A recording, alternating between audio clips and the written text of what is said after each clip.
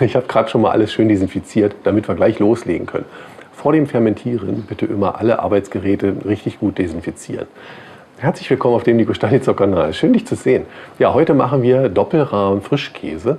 Und dazu brauchen wir nur 4 Zutaten und eine optionale. Und zwar brauchen wir 250 Gramm Sahne, 35 Gramm Buttermilch, 2 Liter Vollmilch mit 3,5% Fett, keine ultrahohe Hitze und keine ESL-Milch. Das ist total optional. Calciumchlorid und Lab entsprechend der Angabe auf der Verpackung für 2,25 Liter Flüssigkeit. Ja, dann wärmen wir den Backofen auf 50 Grad vor. Sowie die Temperatur erreicht ist, ausschalten und dann nur noch die Ofenbeleuchtung anlassen. Wir brauchen nur ganz kurz am Anfang, um die Fermentation in Gang zu bringen, etwas mehr Temperatur, und zwar 30 Grad. Ja, als nächstes lösen wir einen Achtel Teelöffel Calciumchlorid in 30 Milliliter Wasser auf. Wie gesagt, die Verwendung von Calciumchlorid ist total optional. Allerdings hilft das Calcium dabei, die Milch gerinnen zu lassen, da das natürlich in der Milch vorkommende Calcium einfach viel zu gering ist. Dadurch ist die Ausbeute am Ende wesentlich größer. Ja, als nächstes verdünnen wir das Lab, auch mit 30 Milliliter Wasser.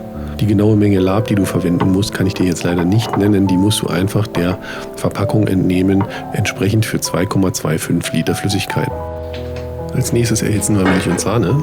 Wie gesagt, keine ESL-Milch, also diese länger haltbare Milch, und keine ultrahohe Hitze, also sprich Haarmilch. Am besten auch frische Sahne. Die habe ich jetzt aber hier zum Beispiel nicht bekommen. Ich habe da jetzt ultrahoch erhitzte Sahne. Das hat aber auch funktioniert. Ja, dann rühren wir das Calciumchlorid ein, wenn du es verwendest. Und dann erwärmen wir die Milch auf 32 Grad. Und zwar unter ständigem Rühren. Ich habe mir hier so ein fancy Laserthermometer zugelegt. Das ist ziemlich praktisch. Wenn die Milch 32 Grad warm ist, dann können wir die Buttermilch einrühren und anschließend das Lab. Und zwar rühren wir das Lab für 30 Sekunden ein, nicht länger, und machen dabei nicht eine umrührende Bewegung, sondern heben sozusagen die Milch von oben nach unten an. Also mach mit dem Löffel oder was auch immer du zum Umrühren verwendest, eine Bewegung von unten nach oben.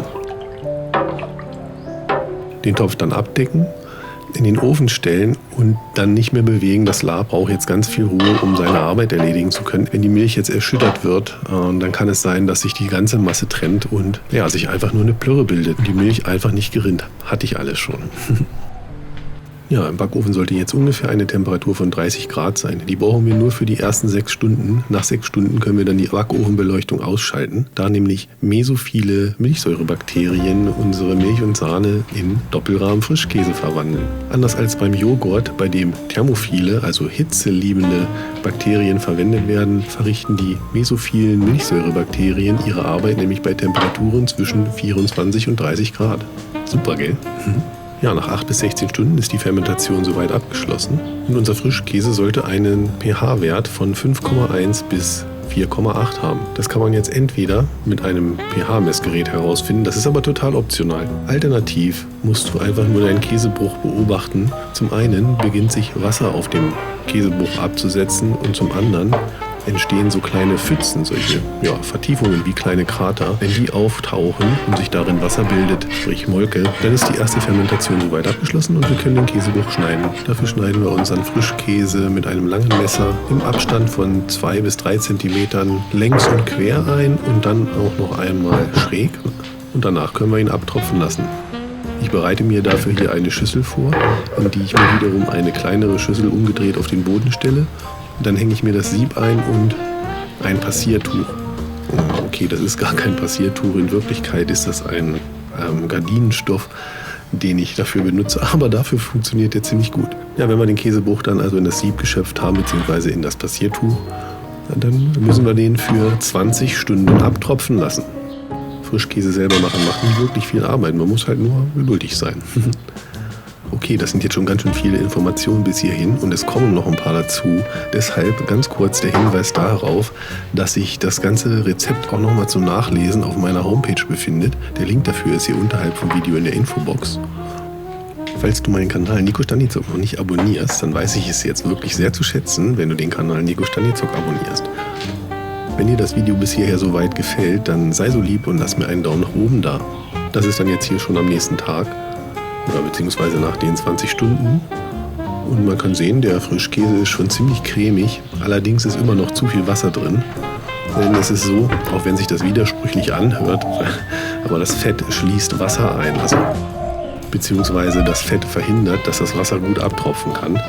Und aus dem Grund füllen wir den Käse jetzt noch mal kurz in eine Schüssel um und verrühren ihn mit einem Teelöffel Salz. Das sorgt zum einen für Geschmack und zum anderen dafür, dass jetzt im nächsten Abtropfprozess noch mehr Molke abtropfen kann und der Frischkäse dadurch noch fester wird. Ja, und dafür müssen wir den nochmal für 8 bis 16 Stunden abtropfen lassen. Das liegt total an dir. Also ob 8 oder 16 Stunden, je länger, desto fester wird halt ein Frischkäse. Ja, nach dieser zweiten Abtropfphase können wir den Frischkäse dann in eine Form abfüllen und kühl stellen.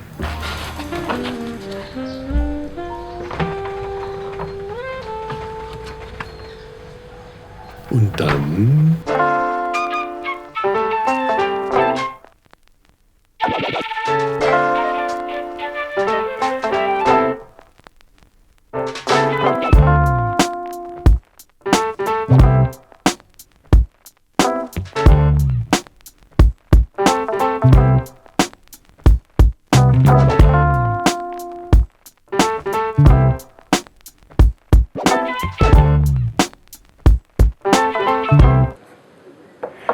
ja, selber gemachter Käsekuchen mit selber gemachten Doppelrahm-Frischkäse. Besser geht's ja fast nicht. Ich hoffe, du hast jetzt ganz große Lust bekommen, in die Küche zu gehen und deinen eigenen Doppelrahm-Frischkäse zu machen. Wenn dir meine kleine Anleitung, wie man Doppelrahm-Frischkäse selber macht, gefallen hat, dann lass mir bitte einen Daumen nach oben da. Ich würde mich freuen, wenn wir uns im nächsten Video wiedersehen. Auch freuen würde ich mich, wenn du meinen Kanal Nico Stanizock abonnierst. Ich weiß es wirklich sehr zu schätzen, wenn du jetzt hier unten diesen roten Button drückst und den Kanal Nico Stanizock abonnierst. Ja, das gesagt. Ich verabschiede mich bis zum nächsten Mal und sage einfach Tschüss. Hier, Doppelrahm Frischkäse machen gehen. Das ist mega lecker und cremig. Also ich esse jetzt erstmal noch ein schönes Stückchen hier von dem Käsekuchen. Mit selber gemachten Doppelrahm Frischkäse. Nur um das nochmal zu betonen. Also, cheers. Tschüss. Bis zum nächsten Mal.